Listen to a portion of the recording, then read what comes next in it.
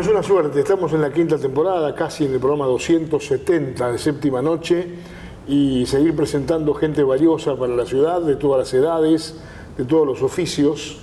En este caso con un joven que se llama Gabriel Sode, que es periodista, que tiene mucho que ver con el arte, que es un investigador de la historia de Tres Arroyos, y seguramente vamos a tener una charla muy rica para compartir con todos nuestros televidentes. Desde La Perla, con la dirección de cámaras de Ariel Wolfram, presentamos a nuestro invitado. Gabriel, ¿cómo estás? Hola Héctor, muchas gracias por la invitación. Muchas gracias por lo de joven también. Sí, bueno, sí, vos sabés que yo todavía me considero joven y te debo doblar o triplicar en edad vos todavía, ¿eh? Probablemente. La juventud sí. está dentro, tal cual. Bien. Vos sos hijo de Piqui Sode. Yo soy hijo de Piqui, sí. Piqui fue un gran amigo de otros tiempos, con el cual seguimos teniendo recuerdos gratos y nos saludamos cuando nos vemos, pero coincidimos un poco en una época del teatro de Tres Arroyos que era muy importante, muy activa, con la presencia del Gordo Martínez, ¿no? José Antonio, con quien estuvo Piqui, estuvo Miguel Di Biase y otra gente. Adriana Lazzarini, Carlos Bacani. Claro, sí. ¿Te quedó algo vos del tema del teatro, digamos, de la pasión por el teatro? De joven hice teatro. ¿Hiciste? En la época del secundario, con Ricardo Listorti, qué bien. que me llamaba para hacer por ahí los torneos bonaerenses, sí. Y eso hice algo, pero la verdad que nunca fue lo mío. Ajá. No me gustaba tanto la exposición. Claro. Sin embargo, estuviste muy expuesto cuando manejabas la boletería del Cine Tortoni, cuando abrió el Cine Tortoni, que toda la gente íbamos, y eras vos el que atendías uno por uno lo que llegaban a la sala, ¿no? Sí, paradójicamente siempre tuve trabajos demasiado expuestos, porque también trabajé en un boliche de barman, o sea, me conocía a todo el mundo, yo no conocía a nadie. Bien, en la boletería lo mismo, todo el mundo me conocía, yo no conocía a nadie más allá de vista. Sí, siempre tuve esa exposición laboral. ¿En ese momento te hiciste cinéfilo o ya te gustaba el cine de antes o no te prendió mucho? No, me gustaba, siempre me gustó el cine. Cuando yo arranqué en el cine, cuando lo tomó Ricardo Iturralde. Claro, sí. Arranqué en la boletería, en el cine viejo. Sí. En la puerta del cine viejo, en la sala grande, por decirlo de alguna manera. Del Tortoni, claro, planta baja únicamente. Antes de la reforma. Claro. Y bueno, estuve en la última función del cine viejo y fui el que desarmó la sala vieja. Ajá. Cuando terminó la función, y fui el que armó la sala de arriba, la armamos junto con Ricardo, mano a mano, ahí con destornilladores de mano, armando las butaquitas.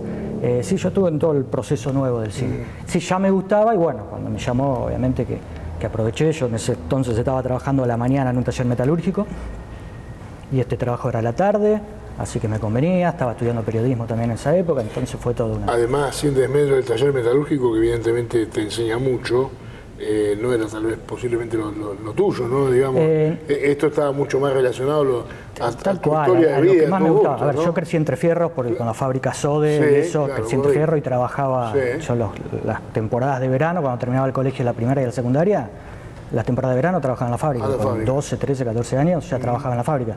Crecí entre eso, pero obviamente que no era lo que más me gustaba. Esto sí, ya lo que es periodismo, lo que es la escritura, y eso sí ya se empezaba a acomodar más a lo que me gustaba a mí.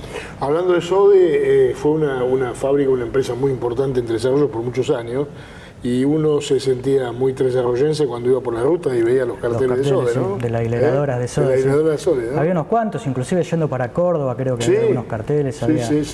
Sí, fue una linda... Yo crecí en la fábrica, yo vivo a una cuadra de lo que era la fábrica. O sea, yo me levantaba y lo único que hacía, pegarle el grito a mamá me ve a la fábrica, con 6, 7, 8 años, y hacía una cuadra y estaba en la fábrica y me pasaba todo el día.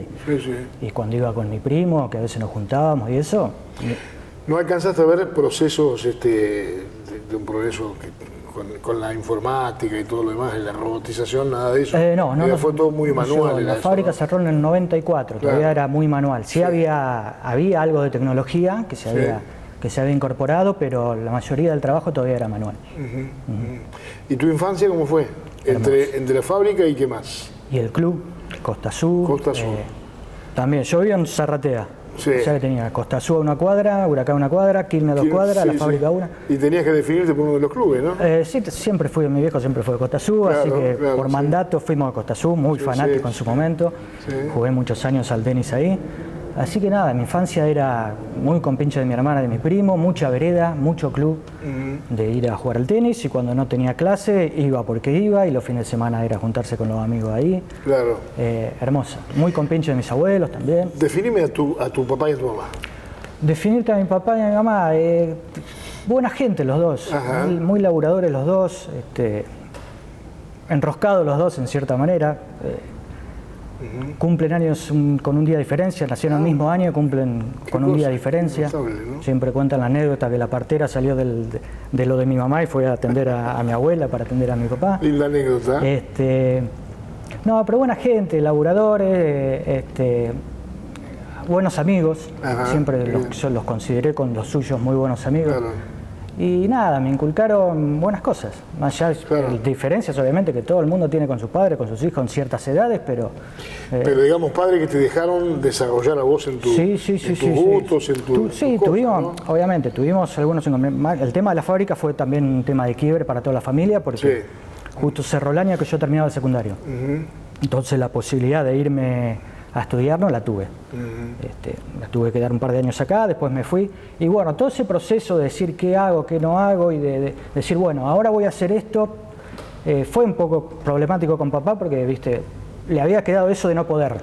No poder ayudarme, entonces el acomodo fue... Pero no, después, obviamente... Que ¿Y los abuelos? Y los abuelos, la verdad que yo tuve una relación hermosa con mis abuelos. Los disfruté muchísimo a los 4. Inclusive yo era grande, tenía 20 y pico de años, y me quedaba a dormir los viernes en la casa de mi abuela. Me quedó una costumbre de chiquito que lo hacía. Bueno, y la abuela súper feliz. La abuela feliz, imagínate, éramos 6 nietos, y todos siempre alrededor de ella, pero yo era no quiero decir el favorito para que no se sienta mal nadie, pero era el que estaba con ella, ¿no? Y nada, a ver, mi abuelo Tomás, el padre de mi papá, una persona muy viajada, conoció más de 70 países, así que imagínate que las charlas mano a mano, ya cuando yo era un poquito más grande yo, eran súper disfrutables. Qué bueno. Mi abuelo materno músico, hermano de Lilo Bianculi, que tenía su grupo, que viajaban a tocar acá, tocaban allá, entonces también lleno de experiencias y anécdotas, y a mí siempre me gustó. Lilo con una historia musical impresionante, hermosa. En Costa Azul con el piano, en el museo, sus amores, en todo la biblioteca Sarmiento y Costa Azul eran sus dos grandes amores, su familia. Y también, viste, las cosas que contar, los ensayos, por ejemplo, yo era chico con 8 o 9 años y mi abuelo vivía en un piso de arriba y Lilo abajo, y los ensayos para las obras de Costa Azul, en la casa de Lilo con Chichi Fiorda, Catacho Di Luca, Dardo Zanini, yo me los veía todos, ¿viste? Me los ponía todos, ¿viste? Y mamé cosas y gustos musicales, por ejemplo, que para un chico de esa edad no era común. ¿Y tuviste influencia con la música hasta hacerte cantante? No. ¿Tocaste algún instrumento? No, eso es lo que más lamento. Mira, tengo toda mi familia músico, tengo un oído bárbaro para los instrumentos, pero no toco nada. Pero es bueno lo del oído, porque te permite discernir entre lo que es bueno y lo que no sirve, ¿no? También. Tal cual, pero no toco nada. Me hubiera gustado tocar el piano, pero bueno, para tocar el piano tenés que tener un piano en tu casa como para practicar y eso. Después soy zurdo, así que por ahí la guitarra, que para que te enseñen dar vuelta a las cuerdas, es ya más complicado. El violín de mi abuelo no lo podía tocar porque me pasaba lo mismo. Claro, no se puede, no es fácil compartir instrumentos, como siendo zurdo, la batería o el instrumento de cuerda también, está todo al revés, para nosotros está todo da vuelta. Así que no, lamentablemente no toco, y ya no tengo las ganas sinceramente ya no tengo las ganas de sentarme y ponerme a aprender. Claro, correcto. Esas cosas, si no se hacen de chiquito, es como... Hoy estás desarrollando una actividad periodística. Hoy estoy en periodismo, sí. Que no es nuevo, llevas un tiempo. Mirá, yo estudié en periodismo y en realidad nunca había ejercido hasta hace 3 años atrás, 4, que me llama Milena para hacerme cargo de la redacción de Vía Tres Arroyos. Que pertenece a Vía País, que es una red federal de noticias, una página nacional, por decirlo de una manera. Y bueno, ahí retomé el periodismo, pero la actividad que no había ejercido, ya te digo, pues ya trabajaba en el cine o en el taller, o ya estaba desarrollando otro tipo de actividades.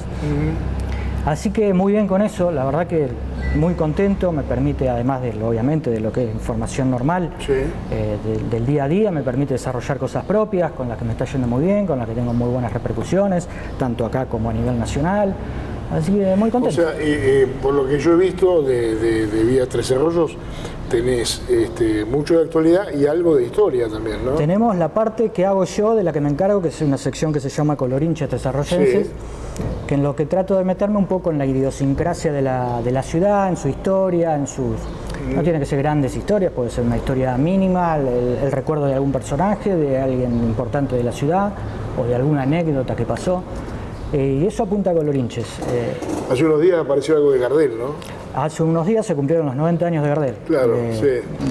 De la última actuación de Gardel en el 34, 33. En Tres Arroyos. En el Cine Tortoni. ¿Y tenías alguna ficha? Estuve viendo. Sí, bueno, esas son cosas que uno va buscando, ¿viste? Uno más o menos se va acordando. Yo me acuerdo de eso, o me acordé de eso, o me acuerdo con la conversación con la que empieza el relato, que me acuerdo de la conversación esa de mi abuelo, de la cara de mi abuelo, cuando me dijo que no había podido ir a ver a Gardel. Claro. Y a raíz de acordarme de eso, obviamente, que uno empieza a investigar, a buscar en internet, en el diario, en la biblioteca, información, y bueno, va recuperando cosas. Lo bueno, te lo dice un veterano, ¿no? Es que hay jóvenes que se ocupan de mirar para atrás, porque hay sectores de la juventud que es todo hacia adelante, se entiende también, por supuesto, ¿no? Pero es como que lo de atrás no interesa, ¿no? Y se va perdiendo eso. Tal cual. Si nadie lo cultiva, se va perdiendo, ¿no? Exactamente. No, a mí me gusta. A mí me gusta ese tipo de relato, esa nostalgia de saber de dónde venimos. Exactamente. Porque de dónde venimos es a dónde vamos. De una u otra forma, las cosas se terminan conectando por lo que fuimos mamando desde chicos o en otras épocas, o lo que fue pasando. Tres Arroyos ya no es el oasis que era, por ejemplo, hace 30, 40 años atrás. En materia cultural, decimos. En materia cultural, claro. social, sí, pasan las mismas cosas que pasan en grandes ciudades. Exactamente. Tuvimos a Nair, como tuvimos a Nair tuvimos otra cosa. Sí, sí. Y bueno, todo eso forma parte del conjunto de lo que fuimos. Entonces, para mí esa esencia no se tiene que perder. Vuelvo al muchacho que trabajó en el CIDE y la pregunta es... ¿veías todas las películas que se exhibían, elegías? Eso es un mito. ¿O te ibas a tu casa? ¿Qué hacías? ¿Terminaba tu horario y te ibas? No, eso, hola, buenas tardes, ¿cómo estás? estás? Muchas gracias por atendernos. ¿Cómo era eso? Eso es un mito total. El boletero, imposible que pueda mirar las películas. Ajá. Pues siempre estaba atendiendo gente. Sí, sí. Aunque entre medio de la película, vos tenés que estar ahí para atenderlo. Claro. Quizá por ahí en la última función, que era yo el que me quedaba, hasta que termine la función, sí, por ahí sí, ya que cerraba la puerta y eso, un rato la podía ver, pero siempre la agarraba empezada, no la entendía. Claro, pero, sí. Eso es un mito. Pero bueno, tenés experiencia, por ejemplo, ¿cuáles han sido las películas en las cuales vos tuviste participación trabajando desde tu sector? Las películas que más vendieron, que más impacto causaron. Mientras estuve yo, hubo dos que fueron impresionantes. Después Papá se volvió loco, una de Francella, una argentina. Sí. Ajá. Y Los Simpson. La película Los Simpson fue porque abarcó varias generaciones también. Una serie de 30 años, imagínate. Es un fenómeno, Los Simpson, no solamente para los chicos. Eso jóvenes, fue, ¿no? Tremendo. Y después, creo que la tercera que fue Toy Story. Toy Story, una de las primeras Toy Story que también reventó todo. Y bueno, a nivel local, el Salto de Cristian también fue lo que hizo la de Calcaño, se filmó acá. La vi, sí, me acuerdo en la... Tuvo varias semanas y funcionando muy... A ver, obviamente, no con los números de estos tanques de afuera, que te nombré recién. No, obviamente, pero incluso la película tuvo algunas críticas que no fueron muy favorables en el ámbito nacional tampoco. Pero aquí fue un acontecimiento. Fue un acontecimiento porque claro, era acá. ¿Viste? Claro, sí. Había caras conocidas, paisajes conocidos. Tal cual. El reflejo de una película de orden nacional que se fijara en un lugar como Claromecó estaba muy bueno para la cultura local, ¿no? Cuando Claromecó todavía no estaba tan en el candelero, ¿no? No era el Claromecopa, por ejemplo. No era Claromecopa y hoy ya se lo conoce más. Ahora hay una propaganda también. No había venido Graciela Alfano. También. Hay una publicidad. Una publicidad que no era Claromecó. Ahora ya estamos a otro nivel. Claro.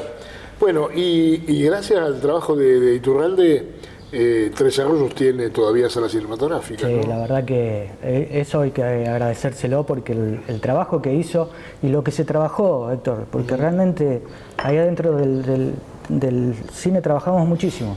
No solamente después con el desarmar, la sala, el pullman también, que me tocó desarmar el pullman, 600 y pico de butacas. Claro. Lo que era atrás de la pantalla, eso es enorme.